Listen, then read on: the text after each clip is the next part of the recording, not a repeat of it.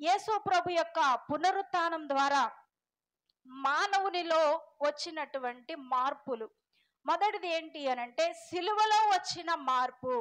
పునరుత్థానానికి ముందు సిలువ అంటే చాలా ఘోరమైనటువంటి శిక్ష. పునరుత్థానానికి ముందు మాత్రం భయంకరమైంది. పునరుత్థానం తర్వాత అది ఎలా ఉంది అనంటే మనం ముద్దు పెట్టుకునేదిలాగుంది. ప్రభు సిలువ మరణానికి ముందు ఆ యొక్క సిలువ మరణం ఎలా కనిపించేది అనంటే ఆ చెక్క మీద ముద్దలు ముద్దలుగా శరీరం ఉండేది, మాంసం ఉండేది, రక్తం కనబడేది. దాన్ని చూసిన వాళ్ళకి చాలా వణుకు పుట్టించేది.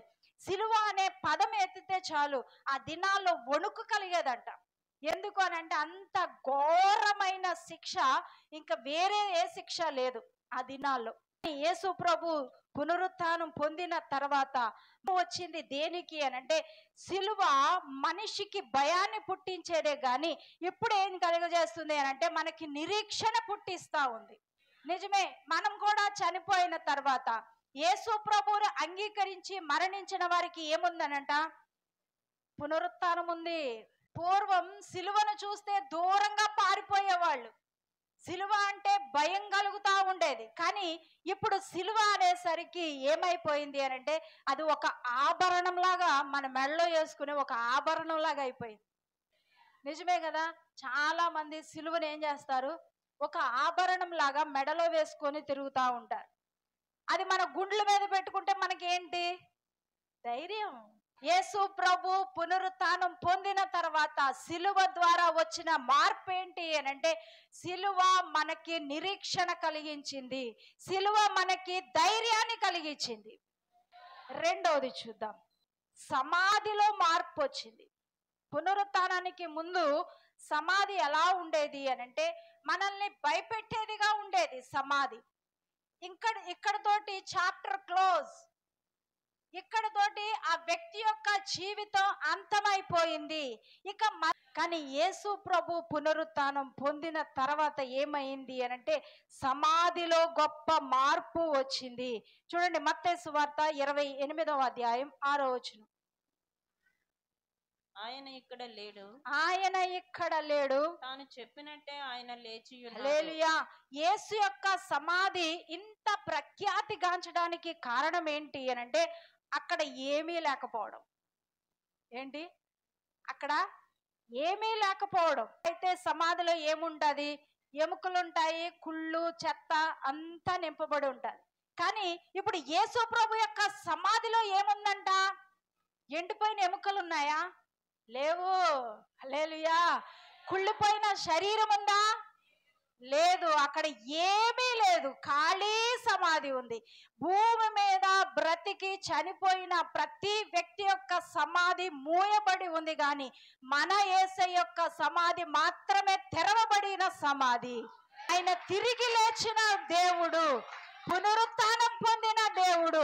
ఆయన సమాధిలో కుళ్ళిపోయిన శరీరం లేదు, ఎముకలు లేవు, కానీ అది ఖాళీగా ఉన్న సమాధి. సమాధితో అంతం అవ్వలేదు, కానీ యేసు ప్రభువును అంగీకరించిన ప్రతి ఒక్కొక్కరికి సమాధి తర్వాత అసలైన జీవితం ప్రారంభమవుతుంది. పరలోక రాజ్యములో నిత్యమును నివాసం ఉండే జీవితాన్ని యేసు ప్రభు పునరుత్థానం పొందడం ద్వారా దేవుడు మనకు అనుగ్రహించాడు.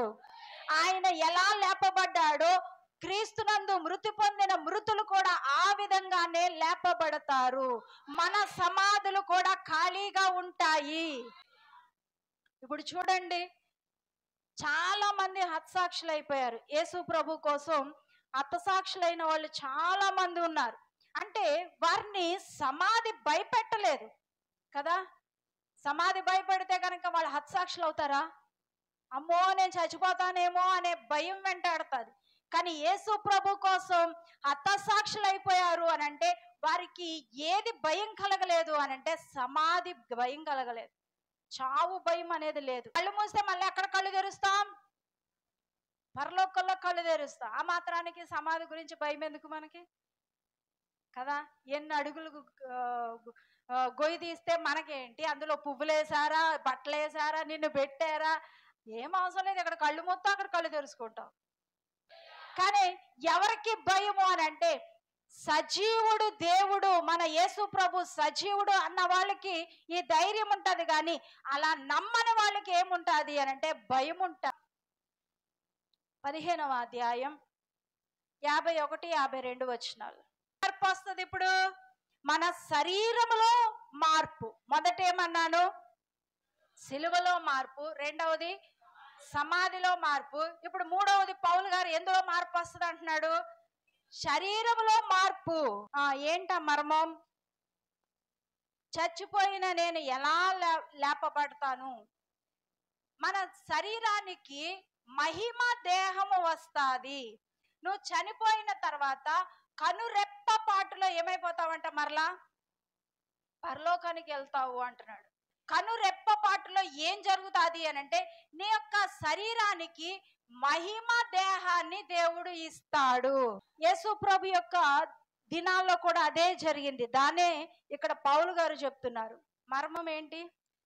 ఇదిగో మీకు ఒక మర్మము తెలుపుచున్నాను, మనమందరము నిద్రించము గాని. నిద్రించము అని అంటే చనిపోము. నిమిషములో ఒక రెప్ప పాటున కడబూరం రోగగానే మనమందరము మార్పు పొందుదుము. బూరం రోగును. అప్పుడు మృతులు అక్షయులుగా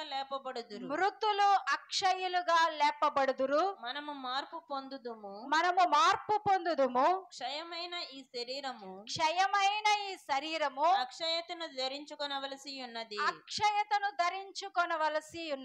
మత్స్యమైన ఈ శరీరమును అమర్త్యతను ధరించుకొనవలసి ఉన్నది.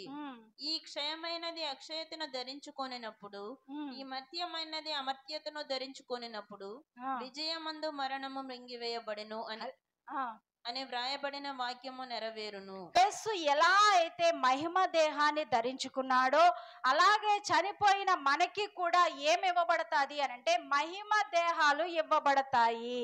ఎందుకు అనంటే రక్త మాంసాలతోటి మనము పరలోక రాజ్యాన్ని స్వతంత్రించుకోలేము. అందువలన ఈ పునరుత్థానం మనకి ఏం తీసుకొస్తుంది అనంటే మన శరీరంలో మార్పు తీసుకొస్తుంది. ఏ మార్పు అంటే మన దేహాలకు మహిమ దేహాలు ఇవ్వబడతాయి. ఈ 3 మార్పులు ఈ పునరుత్థానం ద్వారా దేవుడు మనకి అనుగ్రహించబోతున్నాడు.